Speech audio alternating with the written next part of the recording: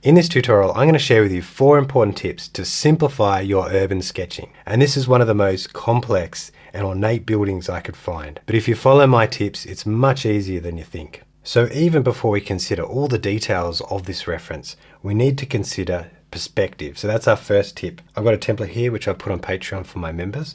But here the simple explanation is, even in this complex building, there's perspective. So this face of the building, all of the lines fan out from the horizon line at the bottom and fan out at an angle, slowly more and more steeper.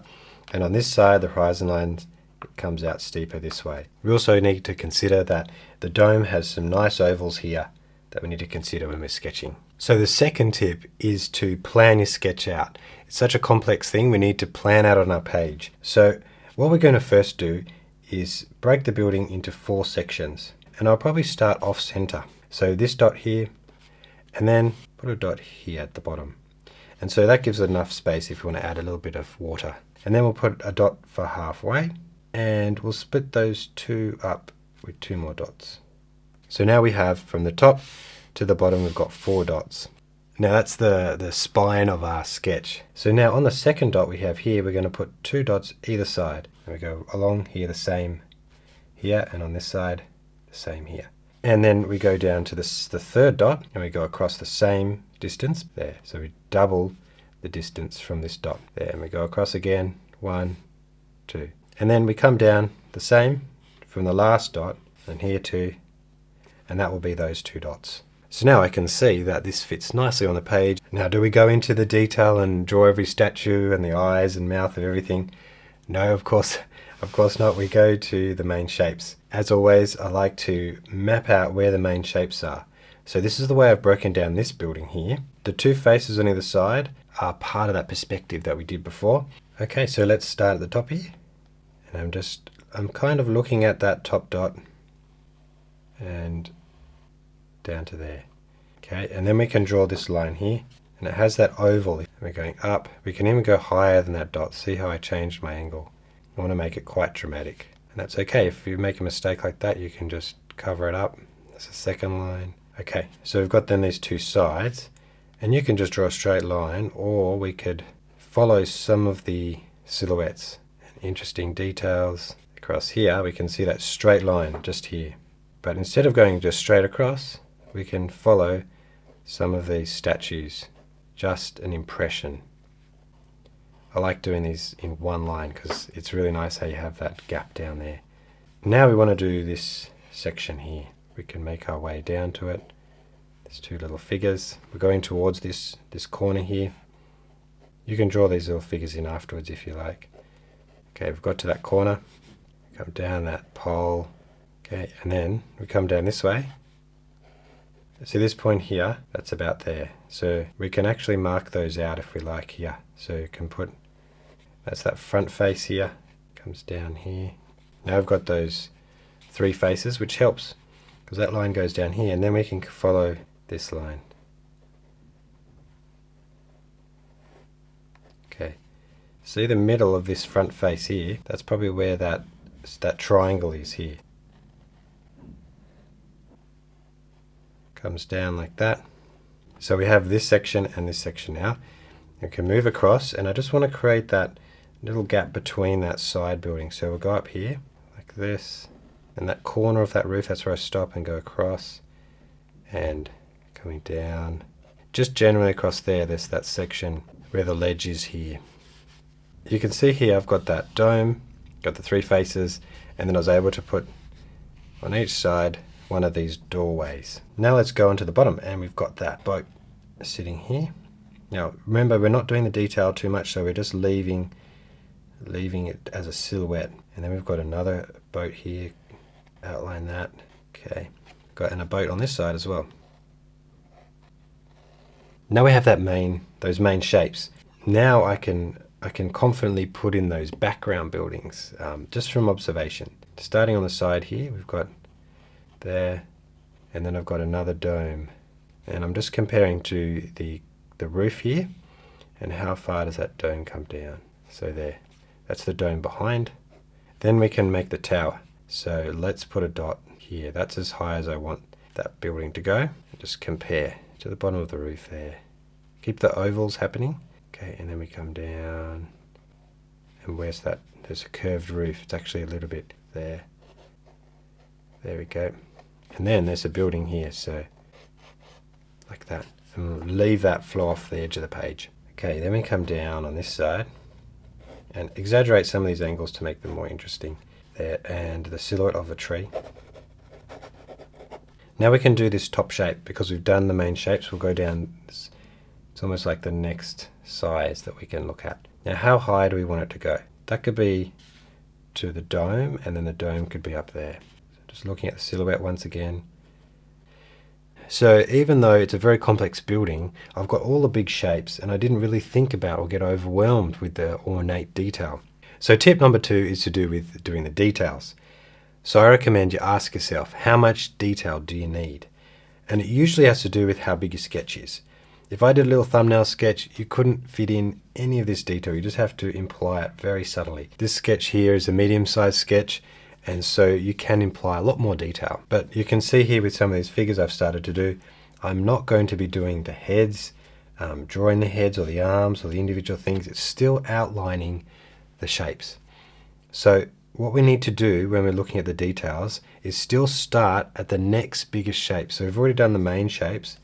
Look at the next biggest shapes, and then as we go in to get smaller and smaller shapes, more and more details, we can stop at a certain point and say that's enough. And that's across the whole sketch.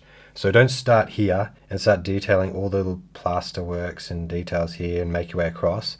Let's go across the whole sketch and do parts that are the next biggest shapes, and then work down into those details across the whole sketch, and then stop at the point where you feel like that's enough.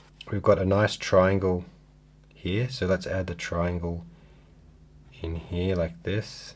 It's a triangle, and then we'll go to the next one. So instead of continuing there, let's just do each bit. That top triangle there, and then here, break down this section. But I feel like I need that side in there like that. A nice arch here like this. And then the inner door, because it's at an angle, we need to make that same shape but to the right. So it comes up like this, and then has a thickness on this side. Let's divide this shape up here, that break in the building, and it comes across here too. And remember, that angle should have been a little bit, actually I've made a mistake there. That angle there should be at an angle. Mistake there that I've done, which I can fix. And this is at an angle, so this would be at an angle too. Okay, so now the next shape on these is these windows. Let's draw a big arch down. And then on this one, so I'm just breaking up the staircase, that shape here, and I'm going down to here. There's another line across there, just dividing the shapes up. Now we can go over to the other areas. Before I go into more detail, I can go into this. Let's try and add that same amount of detail all the way around the sketch. There's a really great arch here. There's an arch here. Now add some detail in here. Can break that down a little bit more. There's a railing here. So we'll go down to these little, there's some nice windows here actually. So now these faces, we can add some of those columns, and there's a window in here too. And then on this face here, the main feature is this little inlay statues, so we'll get those shapes and some columns. Just looking around at the sketch, where is there some extra detail I can add in. Break up this little barge boat. You can use one line when you're doing these details like that. It sometimes helps. Now there's the windows here to make it look like a boat more. And this line here just makes it more recognizable as a boat. Okay, now I'm not going to put detail on these side buildings. We'll leave those. Okay, we can come back up here and do more detail here. So I'm constantly asking myself, is that enough? Go like that. Now little circles here. The detail just gets less and less. Pylons. So now I'm getting into the very fine details. There's some people here, very abstract, because how small my sketch is. So here, little head, and then just a body, squarish kind of body, and two little legs, no arms. And then stairs, which draws your eye in here. Block those in black. Have these horizontal lines added. Now, even though I haven't done so much detail, it's getting to a point where I'm thinking, do I need to stop? And that's what I'm thinking about, considering how much do I need to add. So I can add in a bit more detail around here. And there's statues in here.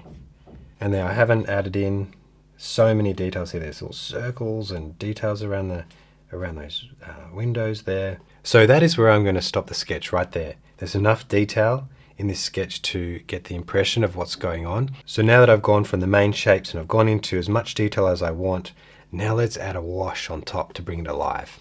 Got my Pentel water brush pen here, some water. Now what I want to do is add a nice background. So you can see here that there's this blue and it comes into more of a yellow around the top here. So what I'm going to do, this is just plain water. You can just dip your brush in if you've got a regular brush, round brush. So that's nice and damp there. Cerulean blue, put it up here. And then we're adding it to the sky and we're just getting reasonably close there. Just blends out into the paper. So impressionistic like that. Cadmium yellow. And we're just adding a subtle amount around here.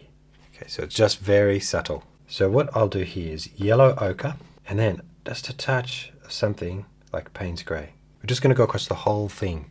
Sand colour, yellow ochre.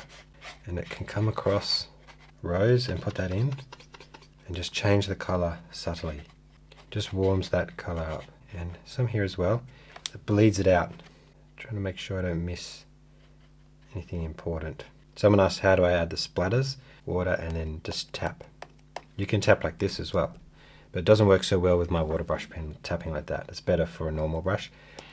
This brush, it works better if I just put a little bit on the end and then splat it in like this. We'll use Ultramarine, add in a little bit of Viridian green. Need more water here. Okay, now the domes. Viridian green. And then as I go across, I'm adding a bright blue. So I've got turquoise, but if you don't have that, you could use any of the other blues that will just change that green. And add just on the left side of these domes and bring it across. And as we bring it across, I've got turquoise, which is right next to it, and coming across here for these domes here. There's a bit here. It's not really anything that is that color, but need to spread it around. So just that would be reflecting down there. Add a bit of that cadmium yellow to that color that we had before. Just put that in there. Now that is a nice light wash on the top. I've really got to let that dry before I add anything else. That is now dry, and we're going to look at points that need a bit more saturation or contrast. So we're using Paynes grey, a bit of ultramarine in there, and we're going to go over these areas. Okay, like that, and then here. Now there's a dark, you can see here there's a dark section across here, and across there. So my next colour I'm going to add is burnt sienna, orangey red, and this will add some details. And we need a bit of that to make it interesting. So I've added in a bit there. I'm going to do the same thing, splatter. So if you've got a brush, do this. If you've got a water brush pen, we can tap on the end. Make a more saturated Viridian green and turquoise bit here. And that is purely just to add interest to that shape. Okay, so we want to get our splatters again here. Okay, for the shadows here, we're going to add ultramarine. The colour we add to that is rose. I'm going to be putting shadows mostly bottom of these ledges, inside here. In the middle here is going to be a general light source. Side of this boat here. And this whole section here seems to be more in shadow there. The boat pops into the sun, so we'll put something behind it dark and in the bottom of archways. So ultramarine, the shadows have a bit more of an interesting dynamic. And this is going to be the spots that are the very darkest. So inside those windows at the top. Okay, I'm going to use that to make the shadows here coming down. But I'm just using the tip of my brush and concentrating it mostly in the middle. Use a bit of the Viridian green we had before up here. You've still got that there. And just consolidating that shadow. Some interest there. Okay, before I go too far, I think that's about enough for the colour, and we'll go into highlights. And I've got my Posca pen with a fine tip. We're going to do some highlights. It's just interesting little points we can add that might reflect some of the light on this outside line here. Come down here, a bit of light shining off those statues. I'm just making my way down Putting a dot on the edge of things or little lines, so breaking up some of those shadows even. Yeah, that's great. Okay, so with the water here, we can add some horizontal lines.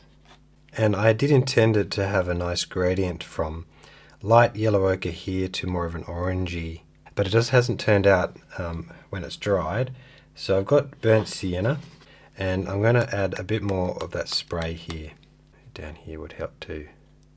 So that's how you break down a sketch from really simple perspective, do the main shapes, plan your sketch, and then down into the details. So what do you think of this sketch and the process that I took to get it? Let me know in the comments, and if this has been helpful, please leave a like on this video. If you want some extra help, consider joining my Patreon, because I've got the full version of this with the reference and template. It's really the best way to learn to sketch along with me. You can also email me and ask for feedback on your sketches. But otherwise, thank you so much for watching, and I'll see you in the next one.